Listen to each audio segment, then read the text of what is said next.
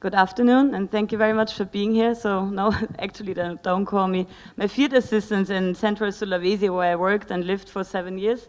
Actually, didn't call me Bad Woman, but Captain Planet, but however. So, yeah, thank you very much for the nice introduction, and it's an honor to be here. Thank you for the invitation to come here to Taiwan again after 3 years. I'm really thrilled to be able to talk about my research and what we did, what we are doing at the moment, and what we have in mind to do in the future. So I will talk about ecosystem services and tropical agroforestry. And while preparing this presentation, I, by accident, found this picture. So this is showing me when I started working in Indonesia 10 years ago, in the beginning of 20. And I'm standing in a secondary forest to observe birds with point counts.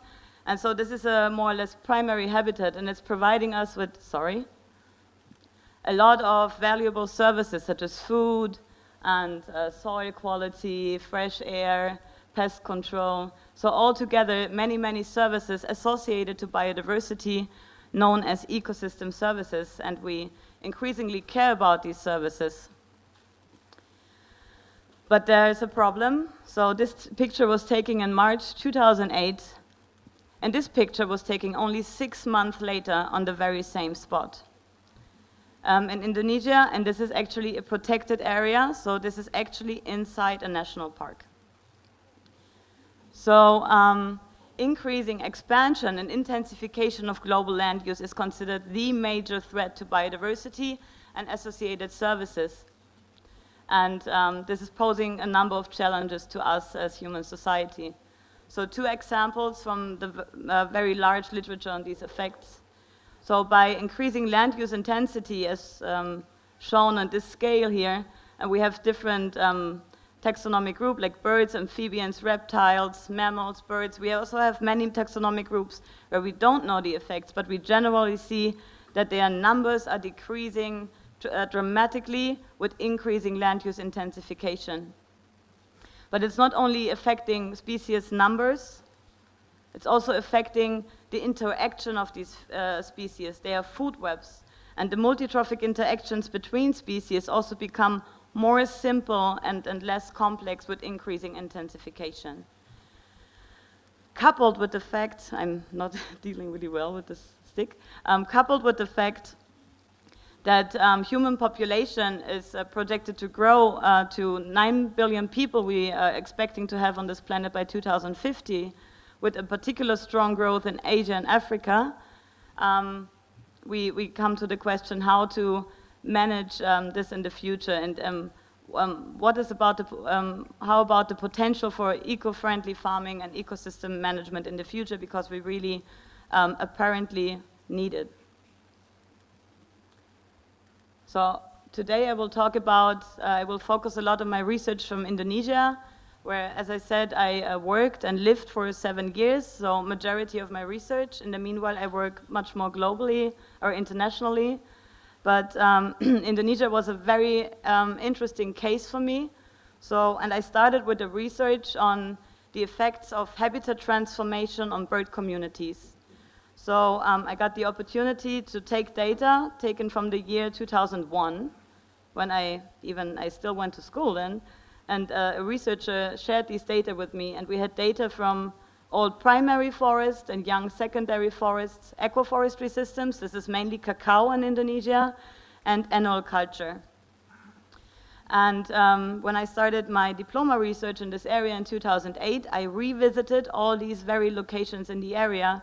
And as you can imagine from the picture I showed in the beginning, these sites changed a lot. So, and mainly from a biodiversity perspective or biological perspective, changed in a negative way, meaning that most of the primary habitats were converted to land use, while many of the agroforestry habitats were intensified.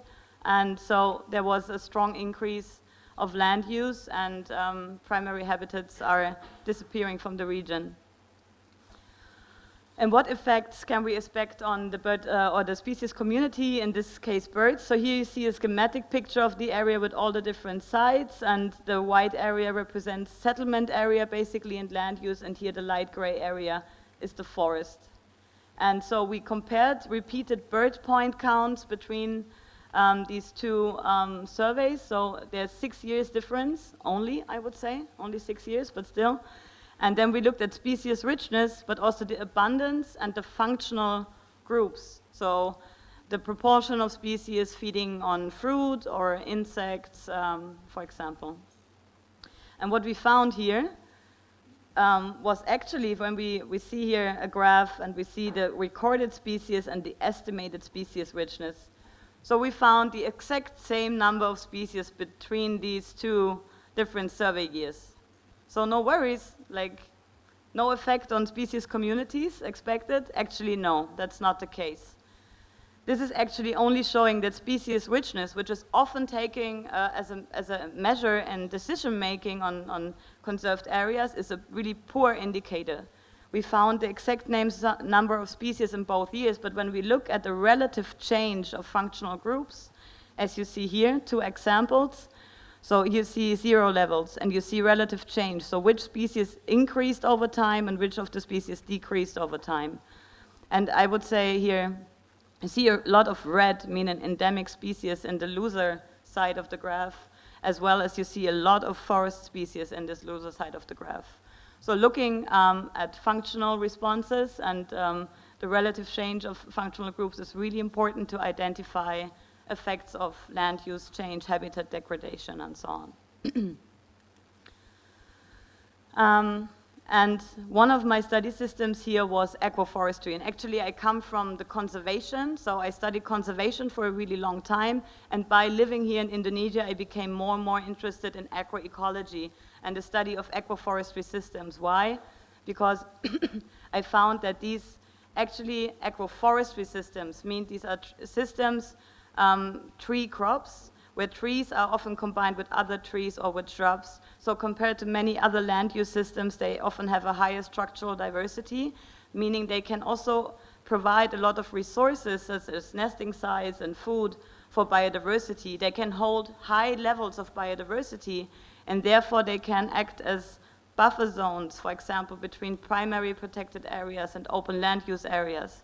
And another point is that people are, especially in these rural areas, or an area like central Sulawesi, where people also thrive and have to make their money somehow, and it's not very easy for them. It's hard to convince them to care about conservation in a pristine area when their own well-being is not yet secured. So they're really interested on also these biodiversity levels. This is a bit of a story how I came from conservation to agroecology, and I became very enthusiastic about it. So we looked more closely. For my PhD, I looked really closely at these cacao agroforestry systems in a landscape context. And this is, Indonesia is actually the ideal place to do this because it's the 3rd largest producer of cacao. Not so many people know this. But besides these major areas in Côte d'Ivoire and in Africa and Ghana, Indonesia is already the 3rd largest producer. On the other hand, it's a global biodiversity hotspot, and exactly this combination is making the Central Sulawesi, which is within Indonesia, the largest producer of cacao, a very good study region. So we looked more closely here at the cacao. And as I said, cacao agroforestry really provides lots of opportunities for biodiversity management, I would say. So it can be structurally high diverse. You see a plantation here. And this lower canopy, this is the cacao canopy. But cacao is originally a forest understory tree. So it needs shade trees. And these shade trees can also be different species, and there can be shrubs inside. So it's actually reminding me more of a primary habitat than of a highly intensive land use system. It's also mainly a smallholder system, so most of the systems are below 2 hectares, and smallholders produce more than 75% of the whole food in the world, so a really important group. And so there's a high potential for more sustainable farming, but of course this depends on local and landscape management. And what many companies do, and many companies, cacao companies promote globally, is high intensification of cacao. This is called boom and bust cycles. So they move between areas, they introduce cacao in some area, and then they take away these shade trees from the cacao, but the cacao can't survive this for really long. And as like a desperate last sign of life, it's overproducing fruit, but eventually will die really fast. And the companies still often have a policy of saying like we take the highest production for a moment from an area, and when it's gone, when we have reached the bust moment of that production cycle, then we move on to another area, convert forests to agroforestry system and so on. But there is potential to manage these really sustainably, and for example in Peru, where cacao comes from and I'm working now, I've seen productive plantations with the age of over 90 years. We can integrate biodiversity here, and I did research on birds and bats, which are especially interesting because their ability to fly, right? So they connect resources within and among habitats. There are many species, you usually detect them really well, you can identify them, they're very rich in functions, so they provide everything I need to know. They're the ideal model system for me to look at, and they have a really well-known contribution to pest control, but here comes the but. This is largely unknown for agroforestry systems in general, and the few available research we have, it's mainly from the neotropics, so Mexico, Brazil, it's very clustered, and a few groups worldwide are leading this still developing research. So this was one of my objectives in the research, to study the paleotropics actually for the first time when I did it, and to do some pioneer work, and also to look at the effects of local management and landscape management, to look at what birds and bats contribute together and individually. And in the end, we were interested, can we even detect economic impact of birds and bats? Can we really measure like somehow a translated economic value for them? And how relevant are these findings for farmers, which is really a key importance? Because I can produce a lot of scientific results, but when they're not relevant for farmers, and if they cannot be implied, it's just words on white papers. So, and how to do this? Like, I can't study bird and bat interactions with cacao in the laboratory, obviously. So I have to go to the field, I have to do a field experiment. So what we are doing here is actually looking at a future scenario, a possible scenario. What will happen if we lose the birds and the bats in this area? It's a realistic scenario because we already see we are losing their primary habitat. The forests are gone, the land use is increasingly intensified, and we know we are losing species. What will happen if we further lose the species from the moment where we are now? For this, I built cages around cacao trees. So you see here really a huge bamboo cage. Here you see a person standing and 2 cacao trees. We built it really large because we did this for many years, and the cacao trees were growing inside these cages. And the cages are surrounded by a fisher net with a mesh size of 2 centimeter. And when we close this net all around the cage, birds and bats cannot come into the cage anymore, so they are absent from these study trees. But the large arthropods and all the other animals, they can still move in and out of the cage. And to study bird and bat effects here, so this is exclosures called, and to study birds and bat effect, yeah, this is in Sulawesi, really, really nice island, and at the eastern border of the Laurelinde National Park. And here you see the study map again. So all these plantations, yeah, they differed in 2 gradients. So all these different cacao plantations differed in their shade level. Local shade was, we had a continuous scale, but here you see categories from 0, empty circles, to full circles, high shade, and medium shade.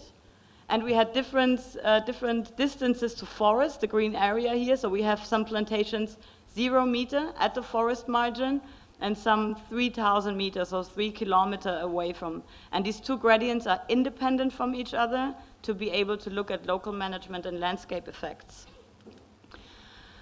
So we have 15 cacao farms in total here, differing along these 2 gradients, and in each plantation we have 4 different treatments, or these cages. So one of these cages was always only open during the day, but we closed it in the evening, every day, every single day for 2 years. And we have another cage where it's the other way around, where the cage is only open during the night, but closed during the day. So here we are excluding birds. Then we have one cage which is permanently closed to exclude both birds and bats. And then we have one cage which is not manipulated, so we don't close the cage to have a reference level. What is the business as usual in this plantation? What is the normal output? And so on. And then we compare these experimental treatments, I'm sorry, but it's okay, with the non-manipulated situation. And we looked really, so I spent like all the 7 years in a row there. I went home for Christmas and that was it. So, and we looked at, in the cacao tree level, the fruits produced, the harvests. We looked at the flowers also, different stages of the cacao development. We looked at day-active arthropods, night-active arthropods. We looked at the herbivory and also the birds and the bats, just to focus on a few because we have a really holistic approach here. And I will present you now the results from this. So what you will see in a second is these day, night, and full exclosures compared to our reference level, the control. What happened in these treatments compared to the business as usual. So this is our baseline, 0 level, and you see that in all the different treatments, cacao yield in this case dropped. So it's a statistical complex model. It doesn't look like a really strong effect, but wait until I tell you the numbers. So it was all highly significant. Actually, cacao yield dropped by 30% in response to bird and bat absets combined. And when we look at the single groups, birds only contributed 22% and birds 9%. So you can either put the message that when we lose birds and bats due to habitat degradation, we will lose a lot of yields, but you could also put it the other way around and say birds and bats support a large proportion of yield. And when we, when we translate this into an economic value, so we compare the kilogram they save here to US dollar, for example, birds and bats save $730 US on every single hectare and every year. And when we ask about the relevance for farmers, this is really highly relevant. When you think of the average income, for example, of an Indonesian cacao farmer per month, it's certainly not $730 US per hectare and year. But this is only one result for the final cacao yield, right? So we looked at, but it's happening throughout the whole cacao development. So large fruits, small fruits, and even the number of flowers was already reduced, which is really interesting. And I come to this in a second as well. Also, arthropods were affected strongly. So on average, the whole arthropod community we looked at increased by 50% in response to bird and bat absence.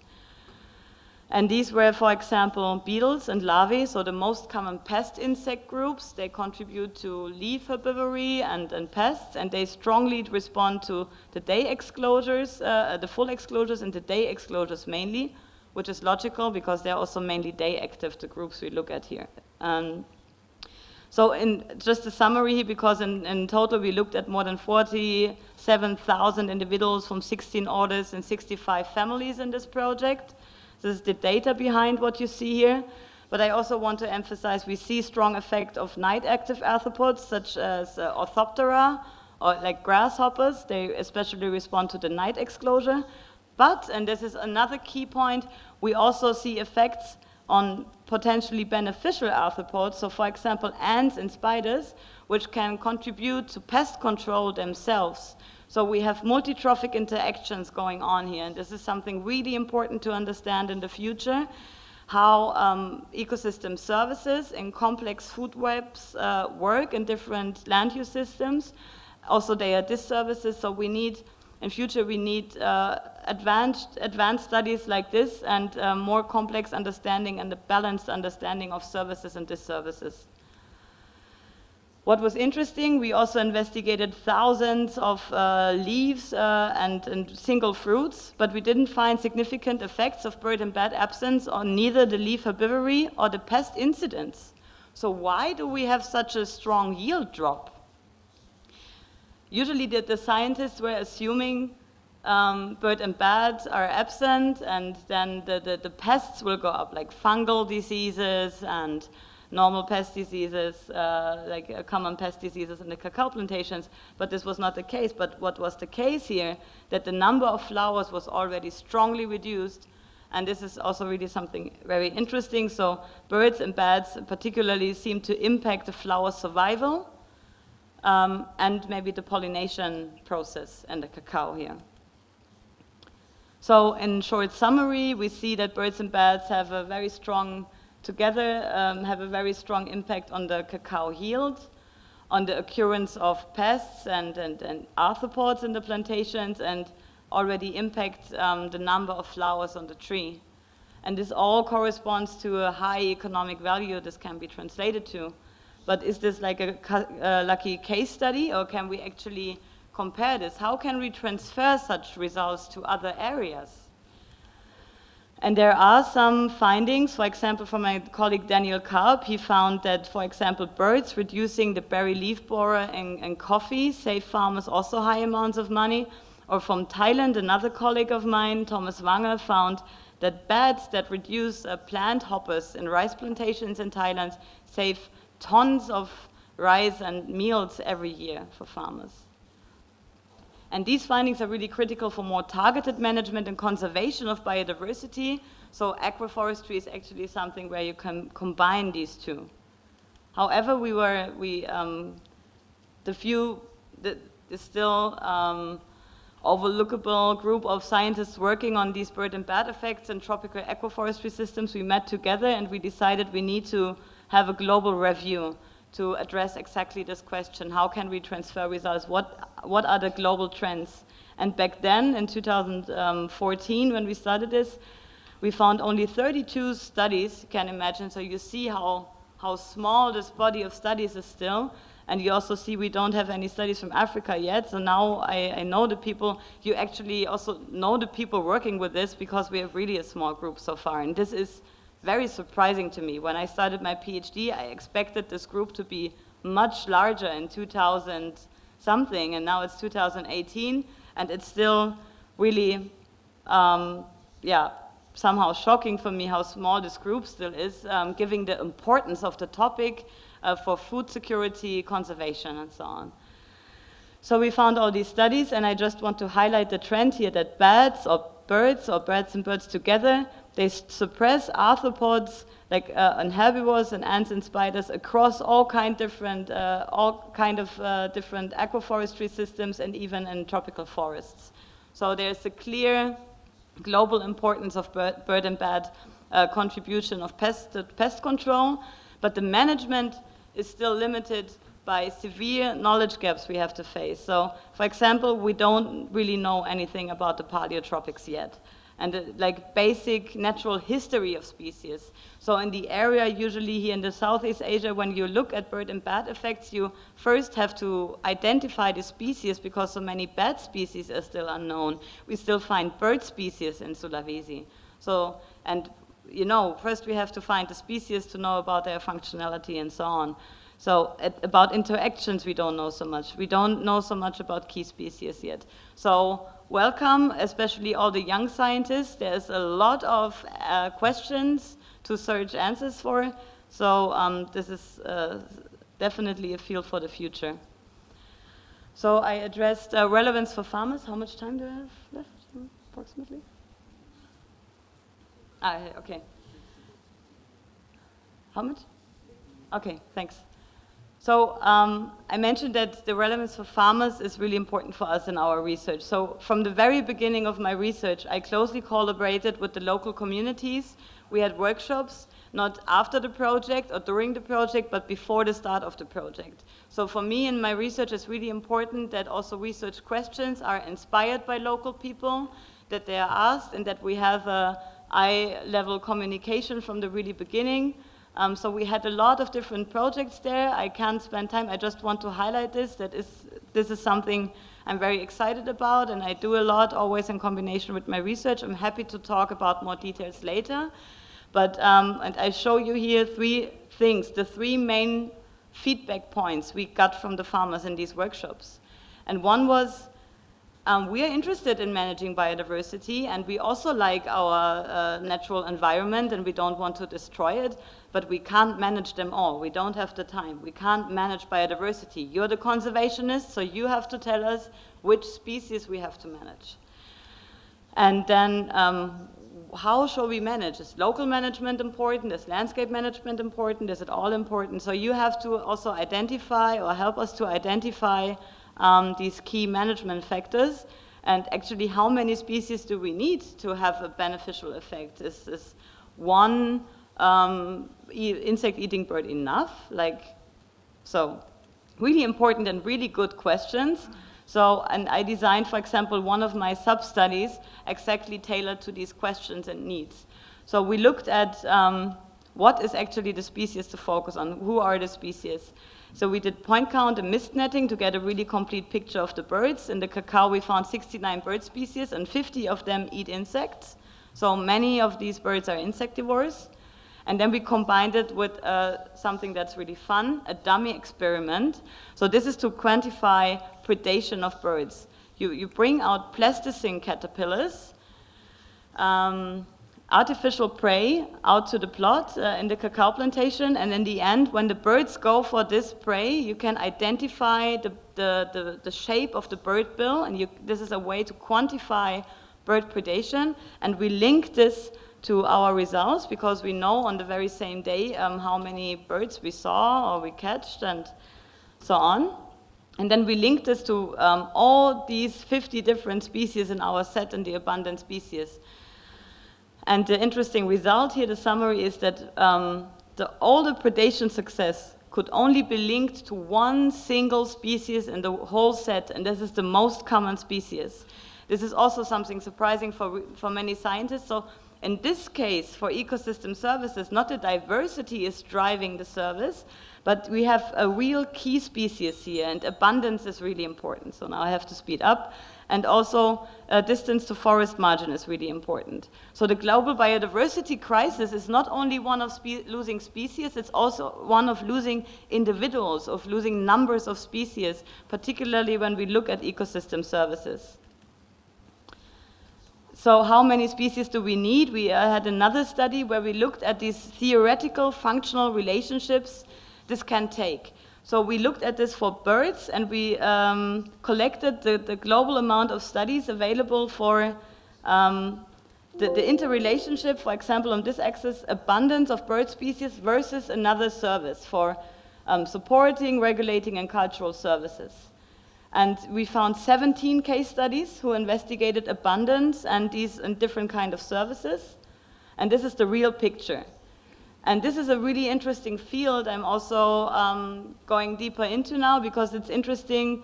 These functional relationships tell you a lot about potential tipping points. So how many species do I need or can I lose until I for the stability of another ecosystem service. And you see these functional relationships can take different shapes for different services. So it's really an important indication to identify potential tipping points here to answer the question, how many species do I need? Finally, I really want to highlight that making science matter requires much more than simply publishing in peer-reviewed journals. And you need to leave the ivory tower for this. We publish a lot in scientific journals for that, but what we also did, I mentioned we collaborated really closely with the community from the very beginning, so all over the years. We recorded the feedback from the workshops, we recorded how we responded to their questions, and together with the farmers, for example, we wrote a bilingual book, so it's Indonesian and English. It has illustration and is using a language that farmers and students can understand in Indonesia to implement these findings in practice.